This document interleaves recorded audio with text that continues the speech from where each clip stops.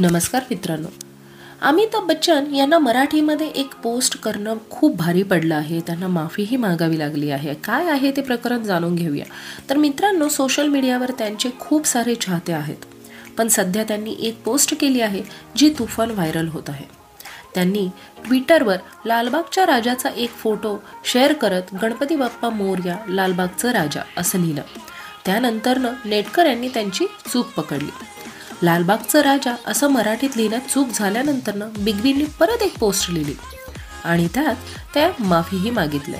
माझ्या एका शुभचिंतकाने सांगितलं की मी ट्विट चुकीचं केलं आहे, त्यामुळे मी दुरुस्त करत आहे. लालबागचा राजा क्षमा प्रार्थी असं बिग बींचं नंतरचं ट्विट होतं. सध्या यांचं ट्विट खूप व्हायरल होत आहे.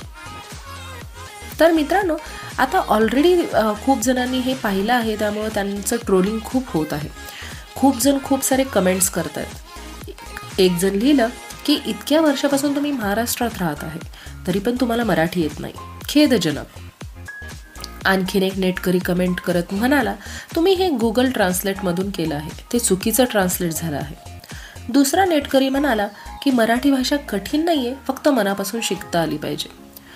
एका नेटकऱ्याने त्यांना रजनीकांत सराचं उदाहरण दिलं. त्यांनी म्हणलं की रजनीकांत मराठी असून सुद्धा तमिळनाडूला स्वतःची मातृभूमी मानतात. तमिळ भाषेला पूर्णपणे आत्मसात देखील केलं आहे. त्यांचं बालपण कर्नाटकात गेलं, त्यामुळे त्यांना कन्नड भाषाही माहिती आहे.